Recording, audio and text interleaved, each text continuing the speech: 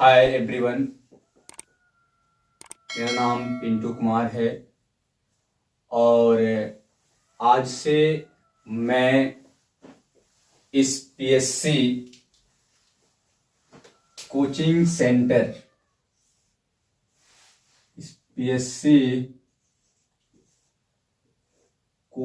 Centre पर मैं आपको जिसका पीएससी का अगर आप फुल फॉर्म देखेंगे तो ये शॉर्टकट में आपको दिखेगा पिंटू सर की क्लास। इस पिंटू सर की क्लास में पिंटू का पी, सर का एस और क्लास का सी। एक बार और मैं रिपीट कर रहा हूं, पिंटू का पी, सर का एस और क्लास का सी। इनका पहला अक्षर और इनका पहला अक्षर बनाकर इस कोचिंग का नाम, जो लोगो आपको दिया गया है, वो लोगो दिया गया है पीएससी नाम से। अब इस पीएससी पर आपको क्या क्या पढ़ाए जाएंगे, क्या क्या बातें होंगी, क्या क्या चीजें हैं, आइए उसको धीरे धीरे से हम लोग समझते हैं।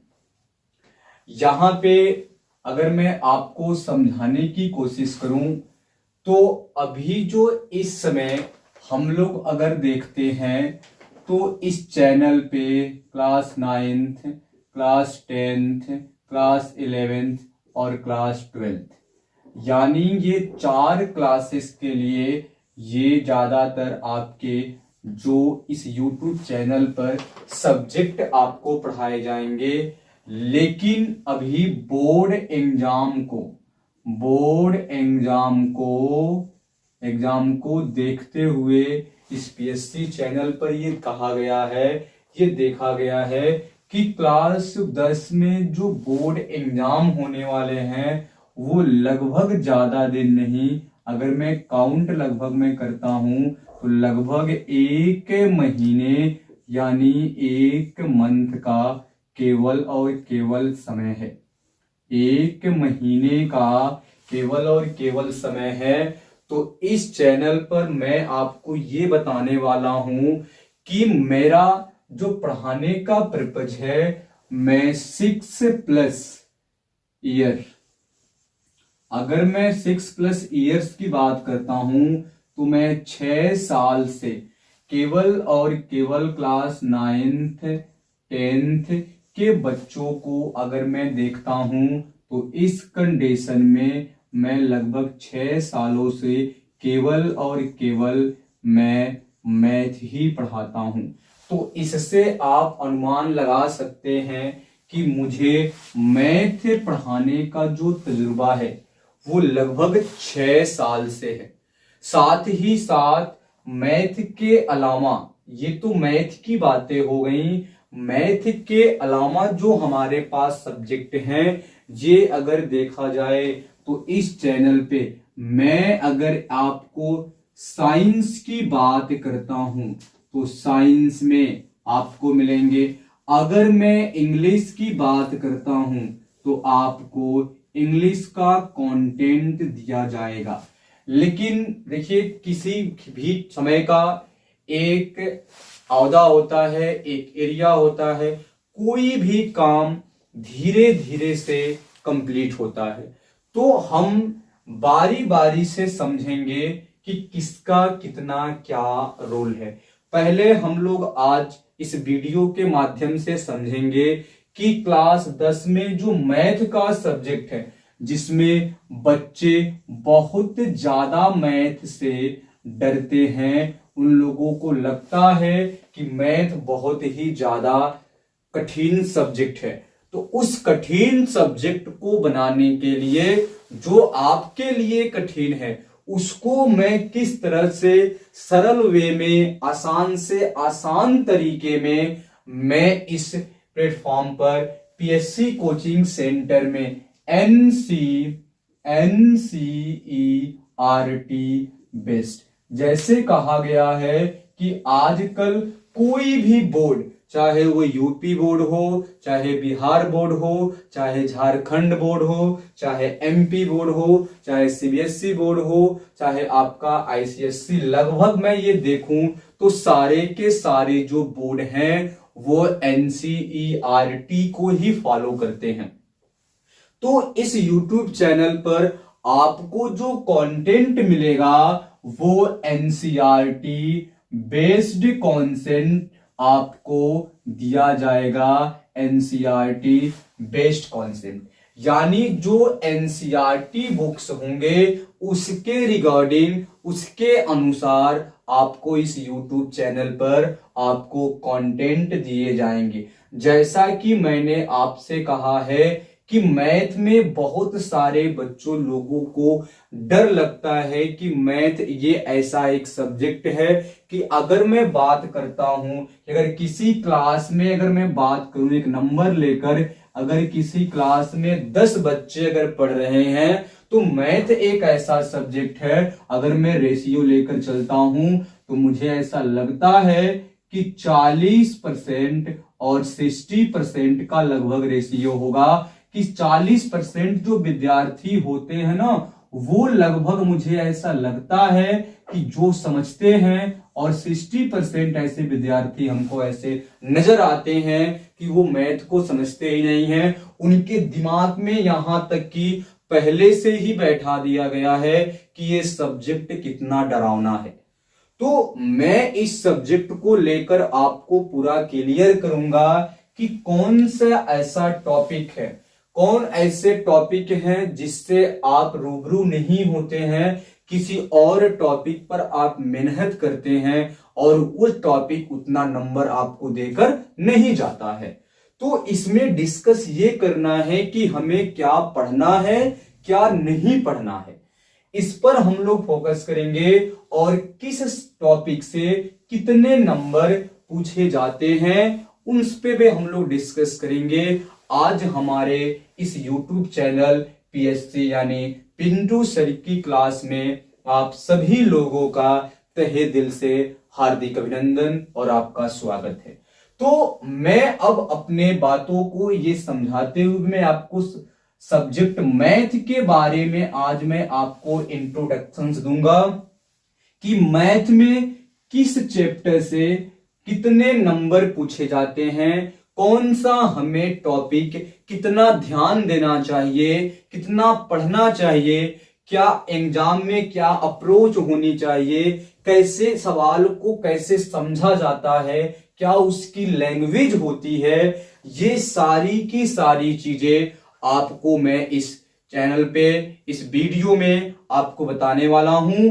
तो आज इस वीडियो के माध्यम से आपको मैं ये बताऊंगा कि ये टॉपिक हैं और इस टॉपिक से इतने इतने नंबर आपको पूछे जाते हैं, और मैं कौन सा टॉपिक पहले शुरू करूंगा, क्योंकि बच्चों को ऐसे लगता है, बच्चे स्टार्टिंग से पढ़ते हुए जाते हैं, एक्सरसाइज 1 2 3 4 5 ऐसे करते करते जाते हैं, और जो लास्ट के बड़े बड़े चैप्टर्स होते हैं उनमें बच्चों को कम टाइम मिलता है, जिसपे उनका फोकस अच्छी तरीके से या उनकी पकड़ अच्छी तरीके से बन नहीं पाती है। तो मैंने पहले ऐसे टॉपिक या ऐसे मैं चैप्टर की बात करता हूं, ऐसे मैं चैप्टर को उठाया हूं जो बहुत ही ज्यादा आसान है और अच्छा से अच्छा आपको नंबर देकर जाएगा। अगर मैं बात करता हूं तो ऐसे बहुत सारे टॉप चैप्टर्स हैं कि आप थोड़ा ही पढ़ोगे ना तो मैथ में आप एक अच्छा स्कोर लेकर आओगे, एक अच्छा स्कोर लेकर आओगे, यानी एक अच्छा नंबर आप पा सकते हो। ये चीजें हम लोगों को समझनी पड़ेंगी। आइए अब मैं स्टार्ट करता हूं कि हमें कौन कौन सा टॉपिक कितना नंबर देकर जाए। आइए अब हम लोग स्टार्ट करते हैं क्लास। मैं यहां पर अगर लिखने की कोशिश करता हूं तो ये क्लास आपका 10 के बच्चों के लिए, और अगर मैं सब्जेक्ट की बात करता हूं तो ये सब्जेक्ट जो आपका है ये मैथ है, और जब आप बोर्ड का एग्जाम दोगे तो मैथ में कोड लिख कर आता है, विषय कोड, जो आपके पेपर में लिखा मिलेगा। तो ये चीजें आपको समझनी पड़ेंगी कि हमें किस टॉपिक को ज्यादा ध्यान देना चाहिए, क्या पढ़ना चाहिए। आइए मैं उसको समझाता हूं। मैं इसमें आपको इस माध्यम से यही बताना चाहूंगा कि कैसे कैसे प्रश्न आपके बनते हैं। अगर मैं बात करता हूं टॉपिक 1 की जिसमें मैं अगर टॉपिक 1 की बात करता हूं, जो आपका नाम है वास्तविक संख्या। अगर हम लोग एनसीईआरटी पैटर्न देखते हैं तो इसमें लिखा गया है, पहली जो हमारी है ये हमारा है वास्तविक संख्या। अगर मैं वास्तविक संख्या में देखूं तो हमको इसमें क्या प्रूव करना है सॉरी √2, √3 और √5।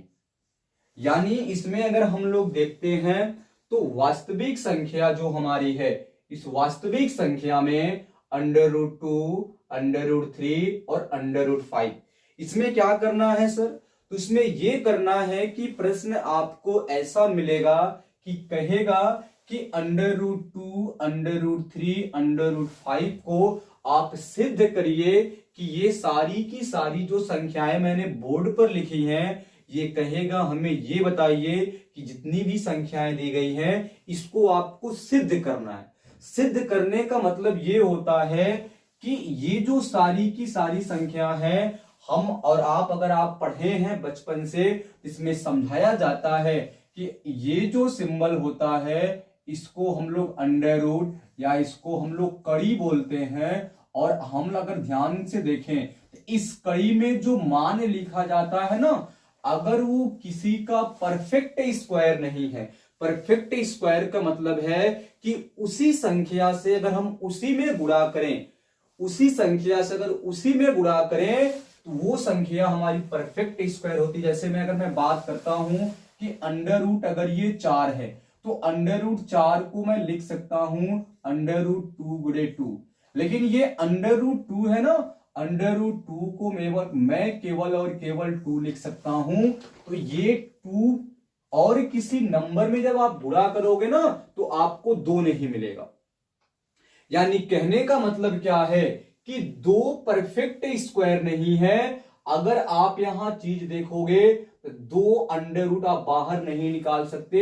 जब ये सवाल आप देखेंगे तो ये आप बचपन में ही पढ़े हो कि अंडर रूट से वैल्यू वही बाहर आती है जब हम उसका पेयर बना सकते हैं, जोड़ा बना सकते हैं। तो आपको इस प्रश्नावली में क्या करना है सर? इस प्रश्नावली में आपको ये करना है कि √2, √3, √5 ये आपको प्रूव करना है कि जो ये संख्याएं हैं, ये संख्याएं कैसी हैं सर? तो ये संख्याएं अपरिमेय संख्याएं हैं। तो इस अपरिमेय संख्या में हमें ये देखने को मिल सकता है। और अगर मैं इसको आगे की बात करता हूं तो और क्या होगा? तो सर इसमें और जो हमारा अगर आता है तो इसमें मिलेगा हमको 2 फार्मूला आपने पढ़ा होगा कि 2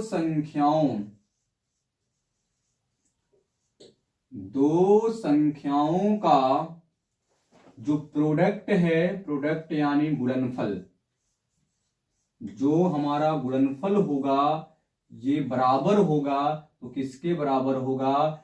पहली संख्या, 2 संख्याओं का गुणनफल जो होगा ये हमारा होगा एलसीएम गुणे HCF। और ये एलसीएम और HCF क्या है? ये आपने बचपन की क्लासेस में पढ़ा है। क्या पढ़ा है यहां से? तो इस प्रश्नावली में आपको, जैसे मैंने कहा कि 2 संख्याओं का गुणनफल, अगर मैं आपसे कहूं कि एक संख्या अगर हमारी 3 है, दूसरी संख्या अगर हमारी 6 है, तो इन दोनों का जब हम गुणा करेंगे ना तो इनका जो गुणनफल होगा वो इस एलसीएम और HCF के गुणनफल के बराबर होगा। यानी कहने का मतलब ये है कि पहले हमें इन दोनों संख्याओं का एलसीएम लेना पड़ेगा, जो कि आपने बचपन में लिया था। इस क्लास में केवल डेमो क्लास है, तो थोड़ा सा मैं यहां पर आपको दिखा देता हूं कि 3 और 6 का एलसीएम आप बचपन में ऐसे भी निकालते थे कि 2 से काटते थे तो ये 3 होता था, कि 2 से वो संख्या नहीं कटेगी। फिर 2 के पहाड़े में जो आपका ये 6 है, ये कितनी बार में आएगा, तो 3 बार में आएगा। और अब हमें देखना है क्या 2 से ये दोनों संख्याएं कटेंगी, तो आप कहोगे 2 के पहाड़े में ये 3 आता ही नहीं है, क्योंकि 3 आपका ऑलरेडी अभाज्य संख्या है। तो जब मैं इसको 3 से काटूंगा तो 3 एकम 3, 3 एकम 3। इस संख्या को हम लोग लिखते थे 2 गुणे 3 और बराबर करते थे 2 तिहाई 6। ऐसा भी हम लोग पढ़े हैं। लेकिन जो 10 की क्लासेस है ना, 10 की क्लासेस में आपको दोनों का एलसीएम एक साथ नहीं लेना है, लेना होता है 3 का ऐसे अलग निकालते हैं, 6 का ऐसे अलग निकालते हैं। तो ये रहा 3 और ये रहा सर 6।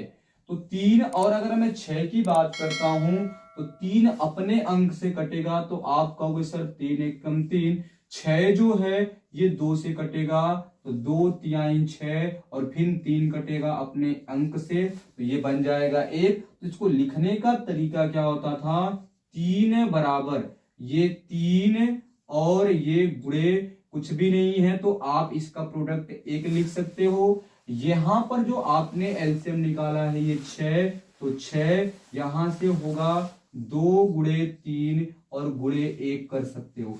तो सबसे पहले जब अगर हमें एलसीएम निकालना होता है तो उससे पहले हम लोग एचसीएफ निकालते हैं। सर एचसीएफ कैसे निकालेंगे, तो एचसीएफ के लिए ये 3 के अभाज्य गुणनखंड हैं, ये जो है पूरा का पूरा इस 6 का अभाज्य गुणनखंड है। तो एचसीएफ निकालने के लिए हमें इन दोनों में कॉमन देखना होता है। कॉमन का मतलब है जो दोनों में हो। तो यहां पे चीजें आप कहोगे सर यहां भी 3 है और यहां भी 3 है, तो कॉमन तो यहां से आपका 3 मिला, और सर यहां भी आपका 1 है, यहां भी 1 है। मतलब अगर मैं जो कॉमन मिलता है ना, उस कॉमन को आप ऐसे रफली लिख लो, और फिर आपका कॉमन क्या मिला है, तो आप कहोगे सर 1 मिला है 1, और इन दोनों का गुणा है, इन दोनों का अगर गुणा करोगे बराबर करोगे तो 3 एकम 3, मतलब जो इसका एचसीएफ निकल कर आया वो बाबू 3 आया। अब अगर हमें एलसीएम निकालना है तो जो हमें एचसीएफ मिला है उस एचसीएफ को लिखे रहेंगे, लेकिन जब हम एलसीएम निकालेंगे ना तो इस अभाज्य गुणनखंडों में ऐसी कौन सी संख्या है जो आपको कॉमन नहीं मिला है, तो आप कहोगे कि सर यहां पे 2 ऐसी संख्या है ना जो वो आपका कॉमन नहीं है। जो आपने एचसीएफ निकाला है उस एचसीएफ में जो संख्या कॉमन नहीं है, इससे इसमें हम लोग क्या कर देंगे, गुणा कर देंगे। जब इनका गुणा करेंगे ना 2 तिहाई 6, मतलब एलसीएम कितना आ गया 6। जब इन दोनों का गुणा तुम लोग करोगे, तो मैंने कहा 2 संख्याओं का गुणनफल 3 का गुणा करेंगे 6 में, 3 छक्के 18 बराबर, और 6 का गुणा करेंगे 3 में, 6 त्रिके 18। तो इस फार्मूले पर भी आपके क्वेश्चंस बनते हैं। तो यहां पे जो चीजें हैं और इस चैप्टर से इतना सारा मेहनत जब तुम लोग करोगे तो यहां से तुम्हें 5 नंबर का इस प्रश्नावली से तुमसे पूछा जाएगा। तो अब यहां पे अगर चीजें आप लोग समझने की कोशिश करते हैं तो ये तो प्रश्नावली हो गया। ये अगर मैं प्रश्नावली 2 की बात करता हूं, 3 की बात करता हूं और 4 की बात करता हूं और 5 की बात करता हूं, ये जो आपके प्रश्नावली है, प्रश्नावली 2, प्रश्नावली 3, प्रश्नावली 4 और प्रश्नावली 5, यानी जो 4 चैप्टर आपके हैं, जिसमें अगर मैं प्रश्नावली 2 की बात करता हूं तो इस प्रश्नावली जो आपका है, इस प्रश्नावली का नाम है बहुपद। बहुपद। अगर मैं प्रश्नावली 3 की बात करता हूं तो ये हमारा है दो चर वाले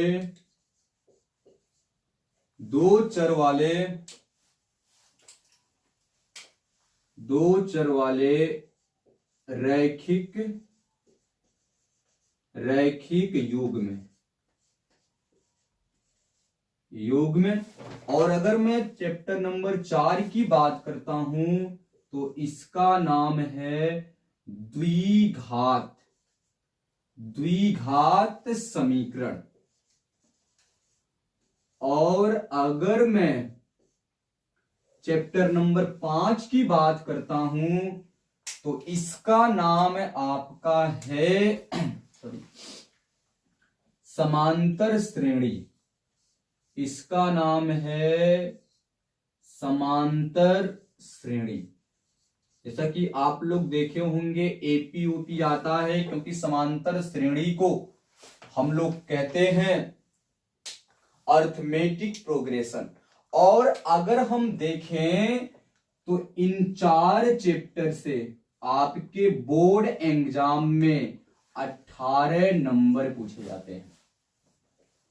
अगर मैं आप लोगों को समझाने की कोशिश करूं तो प्रश्न जो आपका क्लास 10 है, क्लास 10 में जो सब्जेक्ट आपका मैथ है, इस मैथ में वास्तविक संख्या यानी चैप्टर नंबर 1 की अगर मैं बात करता हूं तो इसमें आपको इस प्रश्नावली से 5 नंबर बोर्ड में पूछे जाएंगे। और जबकि मैं बहुपद, दो चर वाले रैखिक युग्म, द्विघात समीकरण और समांतर श्रेणी की बात करता हूं तो इस चैप्टर से आपके कुल 18 नंबर पूछे जाएंगे, जिसमें ये अपने आप में बहुत ही आसान चैप्टर होता है। लेकिन बच्चों लोगों के दिमाग में ये चीजें मतलब पहुंच जाती हैं कि इतने बड़े बड़े सवाल हैं, कैसे हल होंगे। देखिए, जब तक आपको कॉन्सेप्ट क्लियर नहीं होगा तब तक आपको कोई किसी भी प्रश्नावली का सवाल कठिन लगेगा। सच्चाई है, जो सवाल आपको नहीं आता है वो सवाल आपको लगता है कि ये मेरे बस की बात नहीं है। बड़ा से बड़ा सवाल हो और जब आपको आता हो तो वो सवाल आपके लिए उतना ही आसान बन जाएगा। तो हमारा जो इस समय का पर्पज है, बड़े से बड़े सवाल को आसान वे में, आसान से आसान तरीके में जितना हो सकता है हमारा बेस्ट, मैं अपना बेस्ट पूरा का पूरा आप लोगों को दूंगा। और आप लोगों का भी कर्तव्य है कि इस पूरे वीडियो को आप लोग अच्छे से देखें।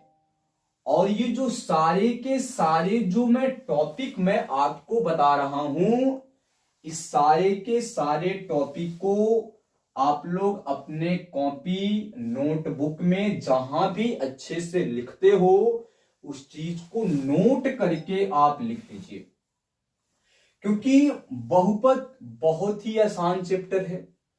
दो चर वाले रैखिक समीकरण युग्म में अगर आप लोग पढ़े हैं, और मुझे पता है आप लोग अच्छे बच्चे हैं, आप लोग पढ़ाई ही होंगे, दो चर वाले रैखिक समीकरण में, या अगर मैं कहूं दो चर वाले रैखिक युग्म में, क्योंकि इसमें समीकरण ही बनता है, तो अगर मैं इसमें बात करने की कोशिश करूं तो आपने इसमें दो विधियां पढ़ी हैं, प्रतिस्थापन विधि और विलोपन विधि। ये ऐसे समझिए विधियां हैं कि आप लोगों को ये 100% आना चाहिए। सर ऐसा क्यों? ऐसा इसलिए क्योंकि जो विधियां हैं ना, ये यही काम नहीं देंगी। जब आप फिजिक्स, केमिस्ट्री के सवाल लगाते हैं तो वहां भी आपका इक्वेशन बनता है, समीकरण बनता है, और इन्हीं समीकरण के माध्यम से, इन्हीं विधियों के माध्यम से, जिसका नाम है प्रथम प्रतिस्थापन विधि और दूसरा नाम है आपका विलोपन विधि, तो इन्हीं विधि का हम लोग प्रयोग करके क्या करते हैं, तो इन्हीं का प्रयोग करके उन सारे के सारे चैप्टर्स को और उन सारे के सारे जिसमें भी आपके समीकरण बनेंगे, वो कोई भी टॉपिक हो, तो समीकरण का जो हल निकलता है, ये दो चर वाले रैखिक जो युग्म हैं, इनमें दो प्रकार की विधियां दी गई हैं, इन्हीं से निकलता है। और अगर आपको ये दोनों विधियों का ज्ञान है तो आपके लिए बेस्ट है, और अगर नहीं है तो मैं इतने सरल वे में आपको समझाऊंगा, क्योंकि देखिए ये बोर्ड का टाइम है और इस बोर्ड के टाइम में आप लोग पढ़ चुके हो, तो यहां पे जो चीजें हैं, क्योंकि मैं भी इस समय, हम लोग भी क्लास लेते हैं अपने अपने स्कूलों पर, तो थोड़ा सा हम लोग भी अपना कीमती समय आप लोगों का लेकर, मुझे अपना समय भी, क्योंकि हमारा और आपका जब सपोर्ट होगा तभी ये क्लासेस आगे और भी अच्छे से आपको मिलेंगे। तो अगर मैं आपसे सिंपल शब्दों में कहूं, चैप्टर नंबर 1 से चैप्टर नंबर 5 की अगर मैं बात करता हूं, तो आपको 18 और 5 23 नंबर आपको यहीं से तैयार हो जाते हैं। ठीक, अब रह गया आपका चैप्टर नंबर जो 6 है। चैप्टर नंबर अगर मैं 6 की बात करता हूं, तो इस चैप्टर नंबर 6 जो आपका है उसका नाम है त्रिभुज। अब इस त्रिभुज में आपको मोस्ट इंपॉर्टेंट जो प्रमेय है, मोस्ट इंपॉर्टेंट जो प्रमेय है, आपको वो प्रमेय याद होना चाहिए। सर वो प्रमेय क्या है, जिसको आपने सुना होगा थेल्स प्रमेय, या अगर मैं बात करता हूं उसका नाम है मैथमेटिक्स भाषा में कि आधारभूत समानुपातिकता प्रमेय। आधारभूत समानुपातिकता प्रमेय जिसको हम लोग बोलते हैं, और जब हम लोग कोई भी फार्मूले वगैरह की अगर मैं बात करता हूं, जब आप त्रिभुज में कोई भी अगर सिद्ध करते हैं तो वहीं पे लिखा जाता है बाई CPCT। क्योंकि त्रिभुज में जो आपका है, इसमें आप त्रिभुज में पढ़ेंगे तो इसमें केवल एक ही प्रॉपर्टी पढ़ेंगे, और इस प्रॉपर्टी जो त्रिभुज आप लोग पढ़ेंगे उसका नाम होगा समरूप त्रिभुज। तो सब समरूप त्रिभुज क्या होंगे, जरा सा मैं इसके बारे में बता दूं कि समरूप त्रिभुज वो त्रिभुज होते हैं जो देखने में तो एक जैसे होंगे।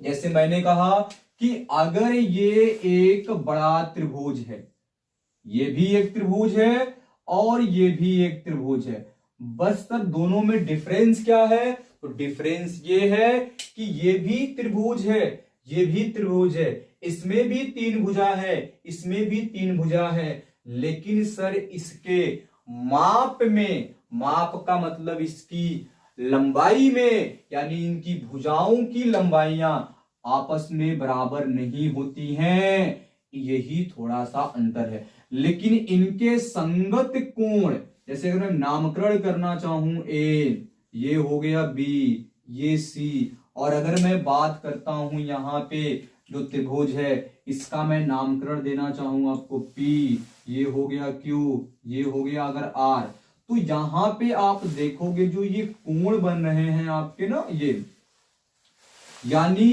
कोण A का संगत, ध्यान दीजिएगा, कोण A का संगत कोण क्या होगा, P होगा।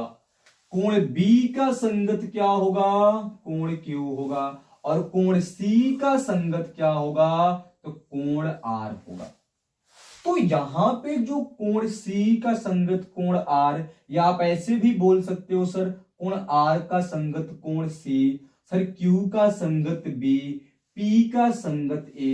तो यहां पे जो समरूप त्रिभुज है ना, इस समरूप त्रिभुज में आपको क्या करना है, तो पहले नंबर पे इनके सर संगत कोण बराबर होंगे। मतलब क्या सर, क्या कहना चाहते हैं आप कि अगर दो त्रिभुज आपको दिए गए हों, दो त्रिभुज आपके दिए गए हों, अगर मैं कहूं त्रिभुज ए बी सी, एक त्रिभुज आपका त्रिभुज ए बी सी है और एक त्रिभुज आपका अगर देखोगे तो पी क्यू आर है, तो ये जो दोनों त्रिभुज हैं अगर आपके समरूप हैं, देखिए समरूप मैंने यहां पे लिखा हुआ है और ये समरूप का सिंबल होता है। अगर दो त्रिभुजों को अगर आपको समरूप दिखाना है तो ये सिंबल अगर बीच में कहीं लिखा है तो इसका मतलब ये है कि त्रिभुज ए बी सी समरूप है त्रिभुज पी क्यू आर के। और जब दो त्रिभुज जब आपस में समरूप होते हैं तो इसमें कंडीशन बनता है सर, क्या कंडीशन बनता है कि जब दो त्रिभुज आपके समरूप होते हैं तो इनके संगत कोण आपस में बराबर होंगे। सर आप क्या कहना चाहते हैं? तो बाबू मैं ये कहना चाहता हूं कि अगर ये दोनों त्रिभुज अगर आपके समरूप हैं, अगर ये दोनों त्रिभुज आपके समरूप हैं तो इस कंडीशन में इनके संगत कोण मतलब कोण ए जो होगा सर ये कोण पी के बराबर होगा, कोण जो सर बी होगा ये जो आपका है कोण क्यू के बराबर होगा और कोण जो आपका सी होगा सर ये कोण आपका आर के बराबर होगा। मैं ये कहना चाहता हूं।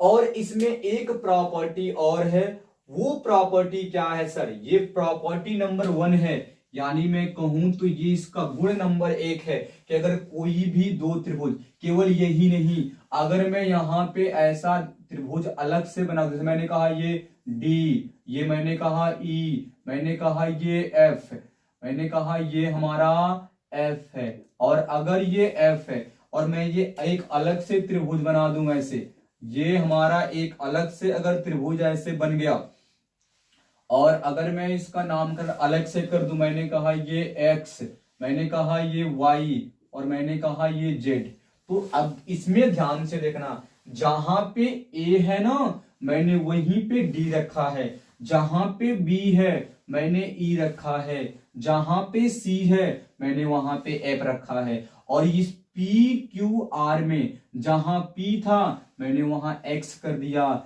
जहां क्यू था मैंने यहां वाई कर दिया और जहां आर था मैंने वहां जेड कर दिया। तो इसमें जैसा कि आप दोनों में देखेंगे तो केवल इसके शीर्ष का जो है ये शीर्ष, इसको ए बी सी आपके सर बताए होंगे, ए बी सी को शीर्ष कहते हैं, पी क्यू आर शीर्ष है। जब मैं इसकी बात करता हूं तो ये जो सिंबल बना गया है इस सिंबल को हम लोग, या आपके सर बताए होंगे, इस सिंबल को हम लोग कोण कहते हैं, एंगल कहते हैं।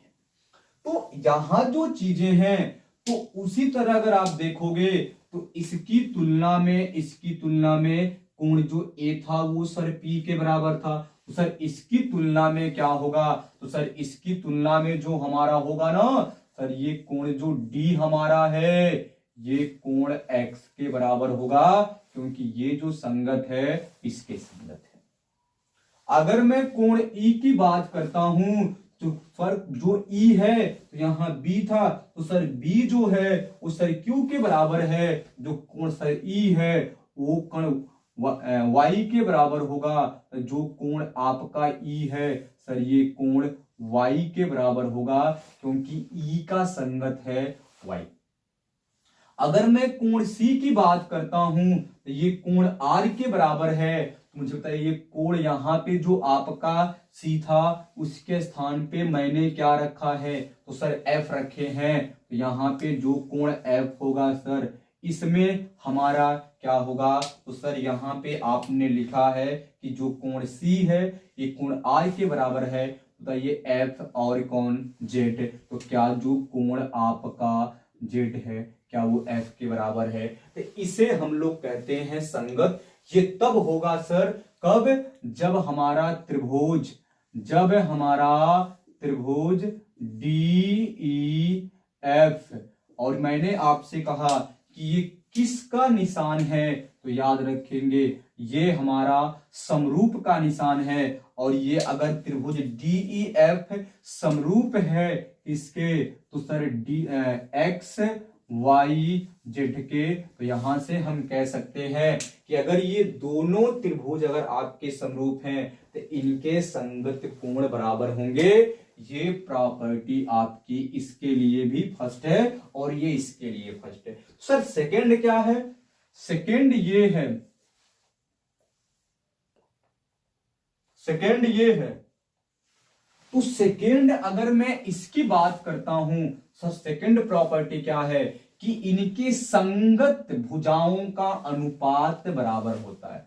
तो संगत भुजाओं का अनुपात कहने का क्या चाहते हैं आप कि अगर मैं कहूं ये दोनों त्रिभुज अगर आपके समरूप हो चुके हैं तो इनकी जो संगत भुजा है, मतलब ये कि अगर मैं यहां देखूं तो इसमें है सर डी और ई।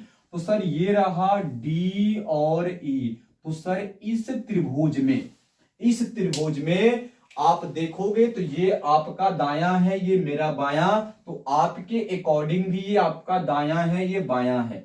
और इस त्रिभुज में भी अगर आप लोग ध्यान से देखें, इस त्रिभुज के अकॉर्डिंग भी ये जो आपकी भुजा है ये दाएं है और ये भुजा क्या है? बाएं है। तो इस त्रिभुज में अगर मैं देखता हूं तो ये हमारी बाएं भुजा है, तो इसमें भी हमें बाएं भुजा लेना है। कहने का मतलब ये है कि इधर हमारा डीई है तो इधर हमारा क्या है? एक्स वाई है। तो मैं कहना ये चाहता हूं कि इनकी संगत भुजाओं का अनुपात, अनुपात का मतलब क्या होता है? मैंने कहा कि एक्स अनुपात वाई। सर अनुपात का सिंबल ये होता है एक्स अनुपात वाई, या इसी को हम लोग अनुपात को दूसरे शब्दों में भिन्न के स्थान पर लिखते हैं तो ये बनता है एक्स बटे वाई। तो अगर मैं आपसे कहूं कि अगर डीई और एक्स वाई का अनुपात, तो मतलब ये होगा कि डीई बटे क्या बनेगा? तो ये बनेगा सर आपका एक्स बटे आपका क्या बनेगा? वाई बनेगा। मैंने कहा दूसरी प्रॉपर्टी क्या होगी कि इनकी भुजाओं का अनुपात, तो इसमें एक ही भुजा नहीं है। अब इस भुजा का अनुपात इस भुजा का अनुपात हो गया। अब अगर आप इसमें अगर आप नीचे वाली भुजा लेते हो तो इस त्रिभुज में भी नीचे वाली भुजा लेना। और इस बात का याद रखना कि अगर ये ऊपर लिख रहे हो, इसकी भुजा का अनुपात ऊपर लिख रहे हो, तो नीचे वाला भी इस भुजा का अनुपात ऊपर लिखना। ऐसा नहीं कि इसको उठाकर ऊपर कर दो और इसको उठाकर नीचे कर दो, जो कि गलत हो जाएगा। अगर आपने सही क्रम में लिया है तो ये आपका यहां से बनेगा ई एफ। क्या बनेगा? ई एफ बटे क्या बनेगा? वाई और जेड बनेगा। अब बस इसमें एक भुजा और बची हुई है डीएफ। तो ये बनेगा आपका, अब आप लोग समझ चुके होंगे, तो ये रहा आपका डी और एफ बाई। अब इसमें इसका क्या है? तो आप कहोगे सर एक्स और क्या है? जेड। तो ये रहा एक्स और जेड। तो ये इसकी दूसरी प्रॉपर्टी होती है बाबू। क्या होती है बहनी बाबू लोग? ध्यान से देखेंगे आप इस चीज को कि अगर कहीं भी आपको दो त्रिभुज समरूप आपको दिखते हुए मिलेंगे तो पहला नंबर इनके संगत कोण बराबर होंगे। दूसरी चीज इनकी संगत भुजाओं का अनुपात भी आपस में बराबर होगा। उसके बाद अगर आप देखोगे, जैसे आपने यहां पे भुजाओं का अनुपात बराबर किया तो हम यहां भी कर सकते हैं। आप अगर इधर के पहले लोगे तो इधर का लेना, इधर का ले रहे हो तो इधर का लेना, नीचे का ले रहे हो तो बाबू नीचे का लेना। अब ऐसा नहीं है कि इसमें लेफ्ट वाला ले लो, इधर से राइट वाला ले लो, तो आपका अनुपात गलत हो जाएगा। तो यहां से जो चीजें हैं ये आपकी बनेंगी कि ए बी बटे, अब इसमें आपका ए बी हो गया और ये आपका हो गया सॉरी पी और क्यू हो गया। बराबर होगा अनुपात किसके? अगर आप इधर ले रहे हो तो आपकी ये भुजा लेनी पड़ेगी, और अगर आप नीचे का ले रहे हो तो आपको ये भुजा लेनी पड़ेगी। तो मैंने क्या लिया? ए बी का जो अनुपात है वो पी क्यू का अनुपात हो गया। अगर मैं इधर AC लूंगा तो इधर हमें PR लेना पड़ेगा, और इधर मैं अगर BC लूंगा इधर हमें QR लेना पड़ेगा। अब ऐसा नहीं करिएगा आप लोग कि आप नीचे क्या ले रहे हैं तो इसमें इधर का लेंगे तो अनुपात गलत हो जाएगा। ठीक, तो यहां से अगर मैं बात करता हूं तो ये हमारा बनेगा BC और ये हमारा बनेगा क्या, Q और R, और इसका अनुपात जो है, अब यहां से AC है तो सर ये बन गया हमारा AC, और सर ये हमारा क्या बन जाएगा, तो ये हमारा बनेगा PR। तो ये जो आपकी है ये प्रथम प्रॉपर्टी है और ये दूसरी प्रॉपर्टी है, इस चीजों को आप याद रखोगे। और ये जो आप लोग जितनी भी सारी ये चीजें पढ़े हो ये किस चैप्टर से है, तो अगर मैं चैप्टर की बात करता हूं तो चैप्टर नंबर 6, और चैप्टर नंबर 6 की अगर मैं बात करता हूं तो ये किससे है, तो ये हमारा त्रिभुज चैप्टर से है, और ये अकेले 10 नंबर लेकर बैठा हुआ है।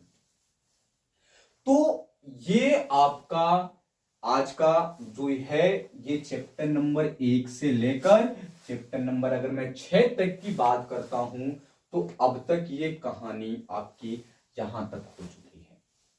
इसी तरह chapter number 7, chapter number 8, chapter number 9, chapter number 10, 11, 12, 13, 14, क्योंकि पहले के जो NCERT बुक थे उसमें 15 चैप्टर हुआ करते थे। एक उसमें रचना था जिसको हम लोग कंस्ट्रक्शंस बोलते थे, तो टीचर लोगों को द्वारा बच्चों लोगों को रचना सिखाया जाता था। तो जब ये NCERT फिर न्यू NCERT लागू हुई तो जो रचना है, जो कंस्ट्रक्शंस हैं, ये यूपी बोर्ड चैप्टर से अगर मैं बात करता हूं तो सिलेबस से हट गया है, जिससे आपका कुल जो चैप्टर बचा है, सॉरी केवल अब आपको केवल 14 ही चैप्टर पढ़ने हैं। उम्मीद करता हूं कि यहां तक जो चीजें हैं वो आपको समझ में आ गई होंगी। फिर मैं एक दोबारा से रिकॉल कर देता हूं, बता देता हूं कि मैंने अभी तक आपको क्या क्या समझाया, एक बार आप लोग अच्छे से देख लेंगे।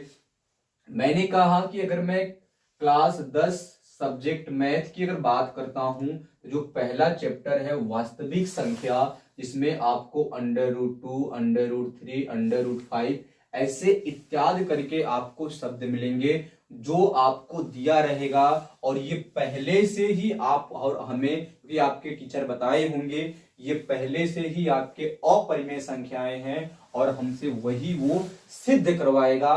तो आप लोग टेंशन मत लीजिएगा, मैं आपको ऐसा लॉजिक दूंगा ना, ऐसा लॉजिक दूंगा कि एक आपको मैंने एक लगाकर दिखा दिया कि हाउ पैटर्न कैसा है। हमेशा क्वेश्चन को समझने के लिए पैटर्न समझिए।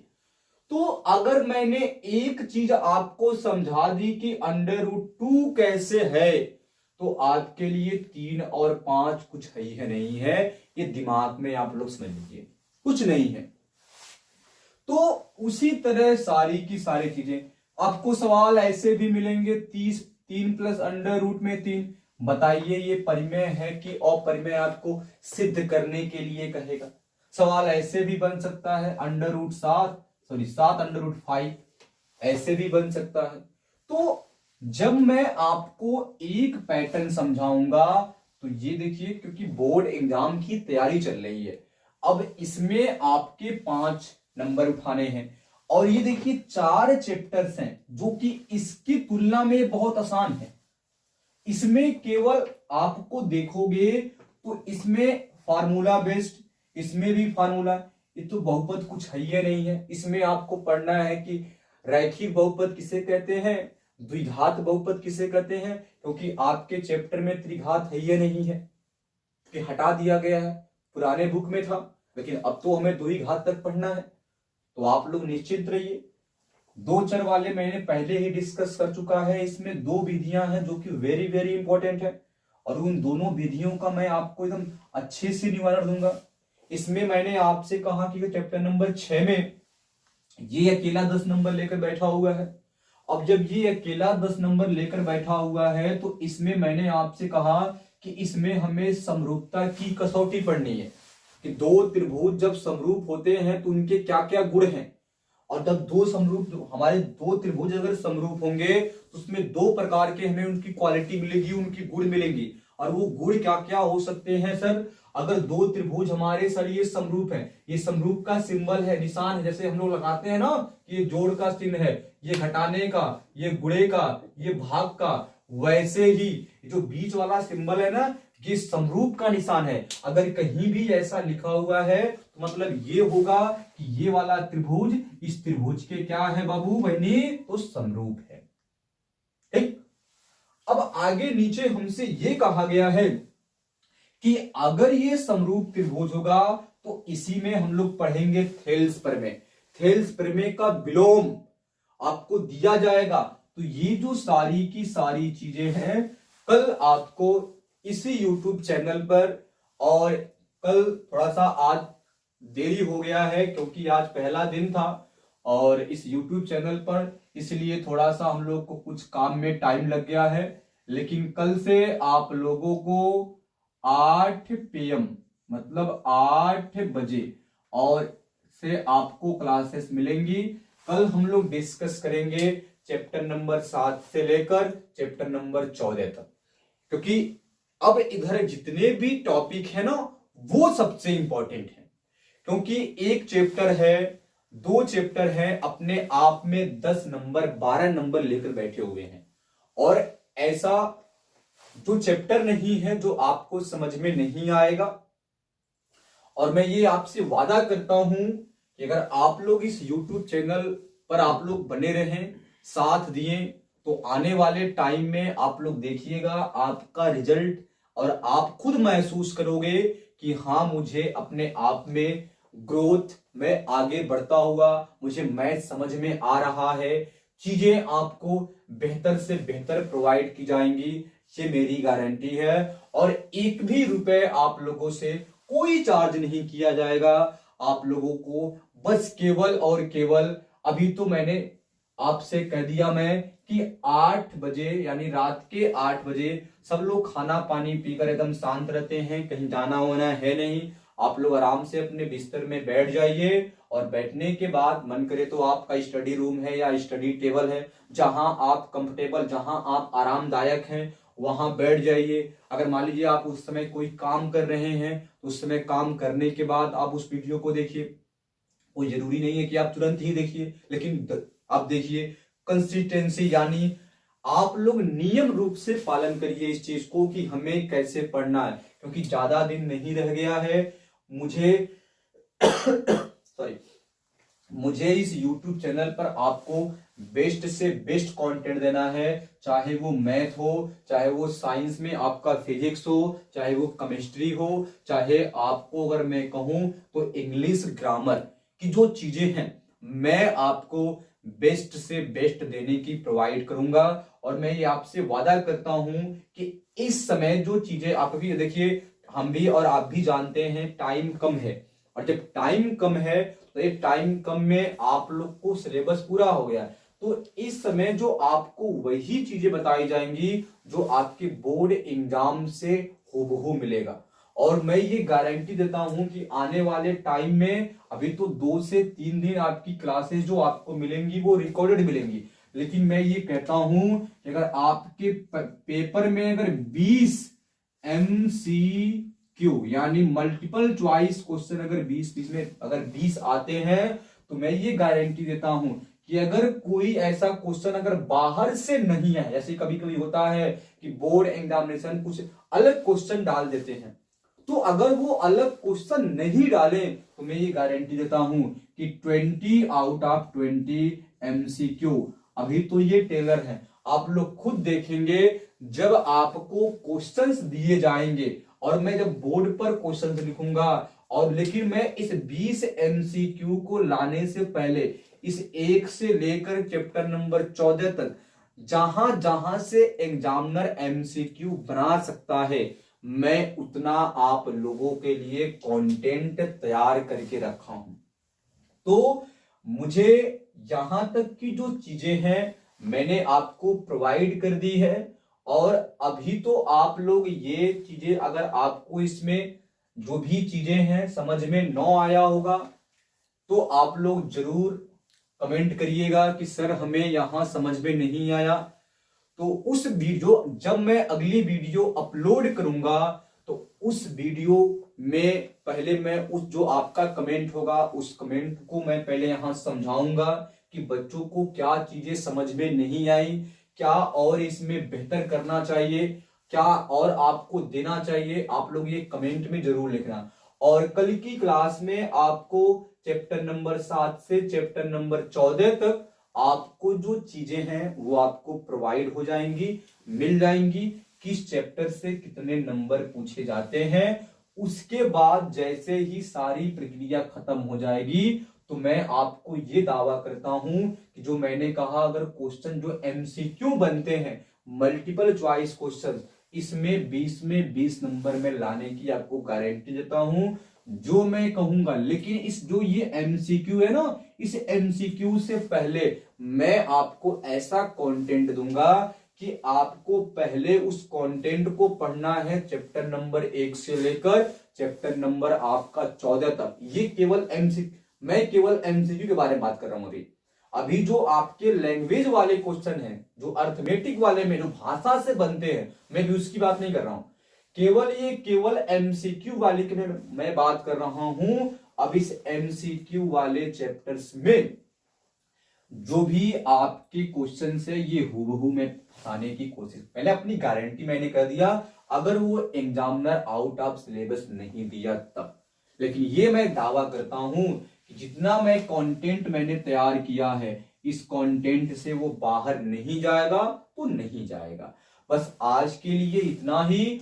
और मैं चाहूंगा कि इस पीएससी कोचिंग सेंटर यानी पिंटू सर की क्लास में आप लोगों का सहयोग ऐसे ही बना रहे, और आपके जो भी रिलेटिव है, छोटे भाई बहन है, बड़े भाई बहन है, जो भी इस वीडियो को देख रहे हैं, जहां से भी देख रहे हैं, जहां भी आपको शेयर करना है शेयर करिए, लाइक करना है लाइक करिए, कमेंट करना है, समझ में न आया है तो बार बार आप कमेंट करके पूछिएगा।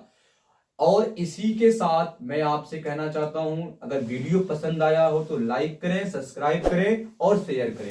जय हिंद, जय भारत।